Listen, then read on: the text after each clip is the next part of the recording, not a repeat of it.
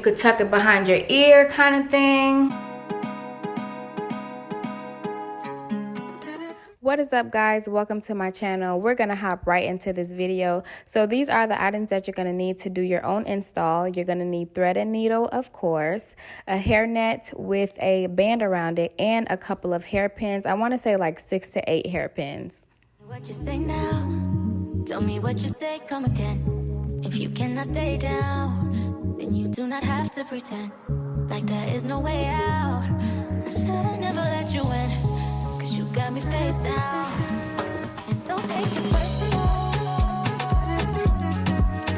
So right here, I'm just showing you guys how to sew down your hairnet. Now, you don't need to do this if you get this particular net because it already has that band around it. But if you guys get the net that comes out in a sheet and it doesn't have a band, then you definitely want to sew that down so it'll stay in place. Also, the stitch method that I'm using is the loop method. I'm not locking the stitches. I'm basically just pulling the needle and thread through the braid.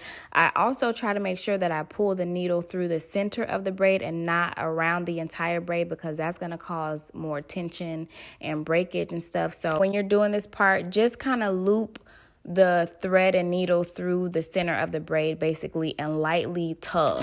So why would you show up uninvited?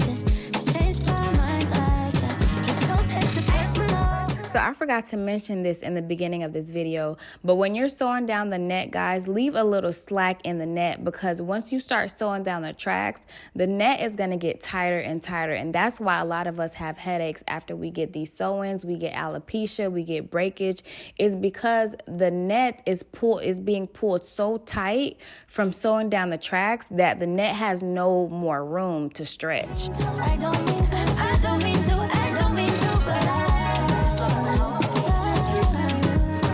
everybody's like, he's no item, please don't like him, he don't. Now it's time to sew down our tracks, and this is where you're going to need to use your bobby pins. So basically, once you lay down the track and you know like where you want it to start and where you want it to end, you're going to use your bobby pin to secure it. That way you don't have to keep, holding it or trying to hold the track up and sew it at the same time.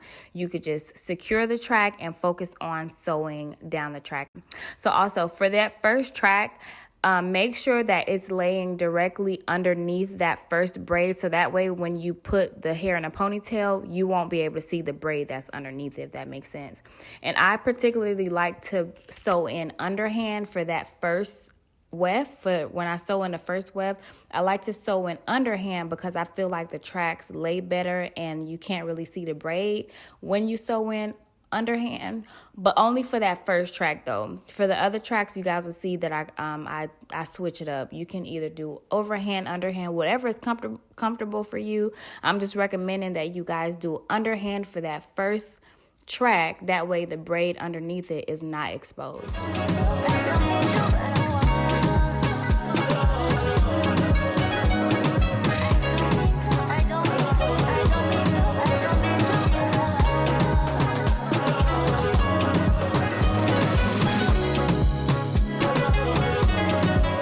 What you guys see me doing with my left hand is making sure that I have both tracks secured before I actually do the stitch, because I end up doubling the wefts. So if you end up doubling the wefts, you just want to make sure that you have a good grip on both wefts between your fingers before you actually start sewing the tracks in.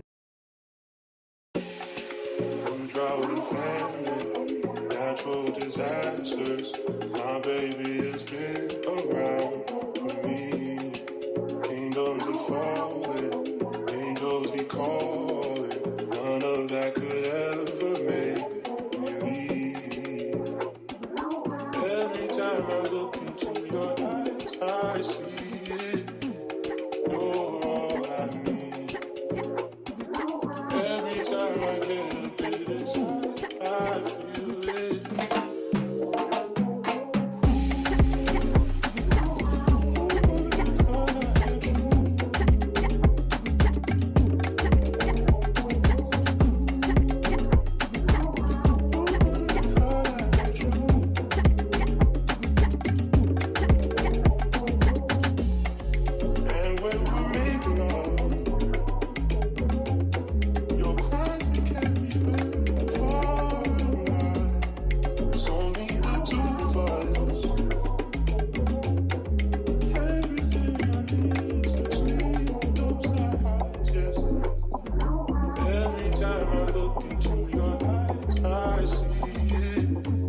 Y'all see how easy that was when you use the hairpins to secure the tracks? And you could just focus on sewing down the tracks. You don't have to keep trying to hold the track up. And sometimes, like when you don't secure it and you're trying to hold it up and sew at the same time, that track, the weft end up being slanted. Like it's higher on one side, lower on the other side. Now your sewing look kind of crooked and you got to figure out what you're going to do to even it out. No, just use the bobby pin, use the hairpin, secure the track, sew it in. That way you know your track is laid straight across the way that you want it. So I love this hack, y'all.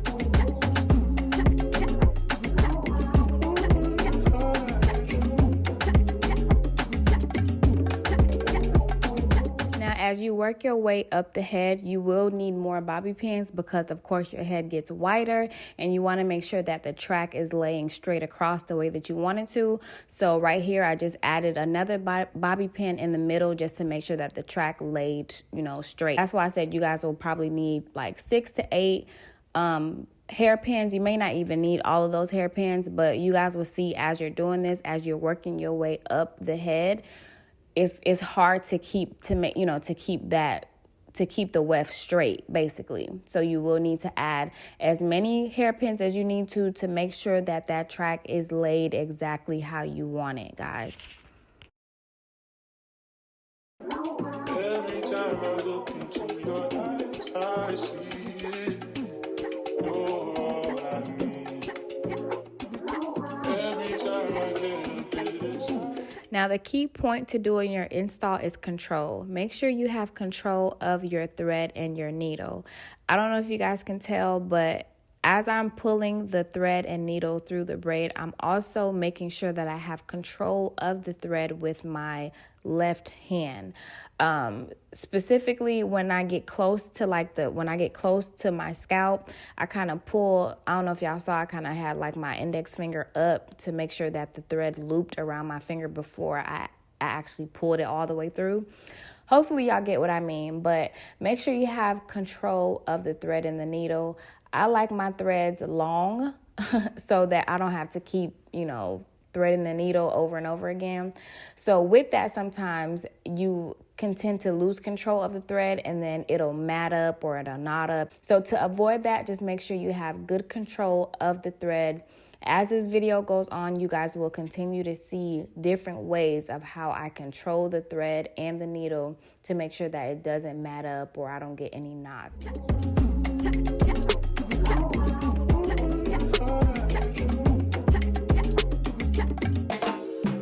Okay, guys, now this is where it gets a little tricky, curving. This is when you want to start to curve your tracks. Now, curving is important because it allows the tracks to fall on your face, real pretty. Me personally, my forehead a little big, so I need the hair to cover a lot of my forehead. So I like to make sure that I curve the tracks so that the hair falls on my face and on my forehead the way that I want it to. So I get nice coverage, a nice bang-yang, some feathers, a good fringe. This is where the curving helps, you know what I mean? So I don't know if you guys can tell, but I did switch over to one weft instead of 2. I doubled the first bundle. Now I'm just using one weft. Now I'm just sewing down one weft only because I want the top to lay a little flatter. I didn't really need to switch over to one weft. I could have just continued sewing, doubling the wefts basically. But I wanted the top to be super, super flat, so I switched over to one weft. And I'm using the same method. I'm using the same loop method. I'm not locking the stitches. Some people lock stitches. That's absolutely fine. But it can be a little difficult trying to do the lock stitch method when you're doing this yourself. The loop method I find very, very easy, and you get the same security in both type of stitching methods or sewing methods, if that makes sense.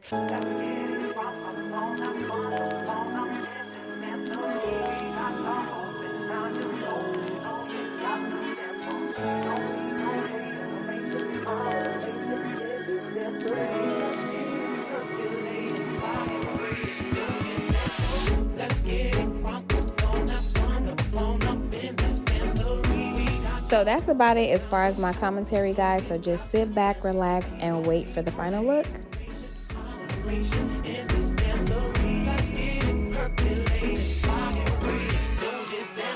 Come on, everybody, get on now. Cause you know we got to get it wrong. Mary J is in the spot tonight, and I'ma make it feel alright. Come on, baby, just party with me. Let loose and set your body free.